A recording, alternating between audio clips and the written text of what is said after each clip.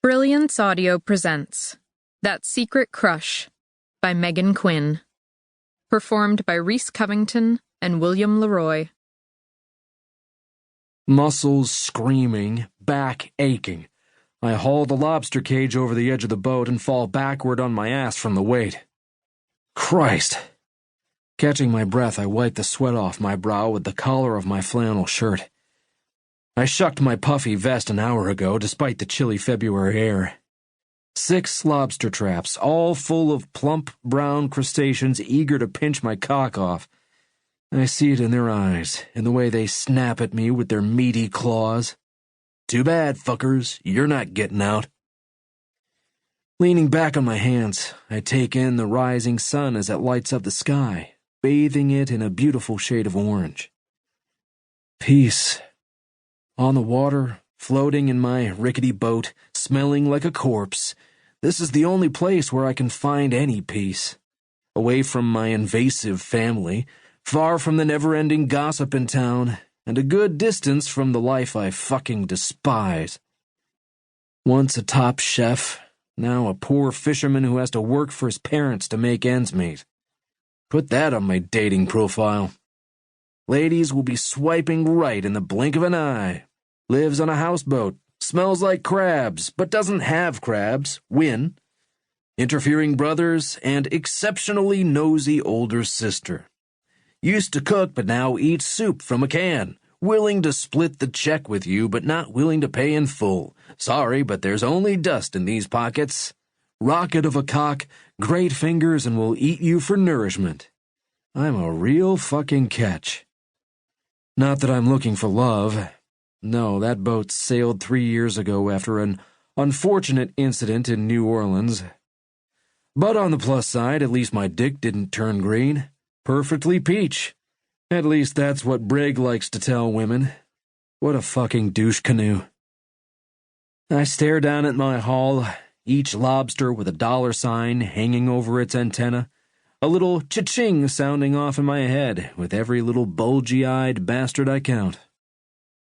You know, I used to look at you fellas differently, I say, forgetting myself as I speak to the lobsters trying to claw their way out of their boxes.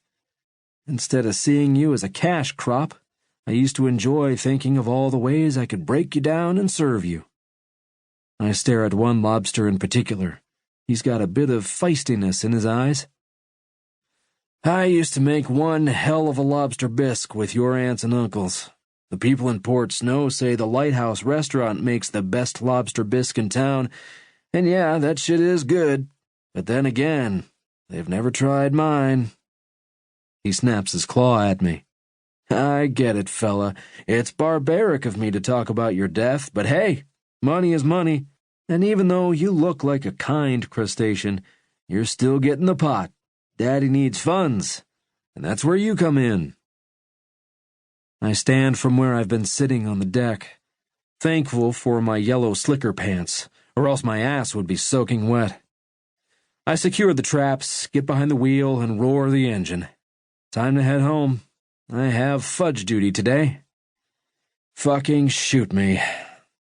What makes working at the lobster landing a nightmare is not just the nosy locals or the needy tourists, but the perpetually lecturing father of mine. Every time he sees me, his eyes light up, and he makes a beeline to where I'm working. Reed, how's it going? Have a good catch this morning? Have you thought about my offer to work with Willie Neater up in Portsmouth? Have you picked up your knives lately? Did you see that recipe I emailed you? And the worst question of them all. Have you thought about your future lately? No, I haven't. Thanks for reminding me almost every day how pathetic I feel, though. Yeah, I know, I sound like a martyr, and in all honesty, I know my dad has good intentions. He only wants the best for me. But the best thing for me right now is to be left alone. Let me figure things out on my own. The ride back to the harbor is not nearly as thrilling as when I'm driving out toward the sea. Nothing but waves in front of me, and as I get closer and closer to Port Snow, the same sense of dread that hits me every morning fills me.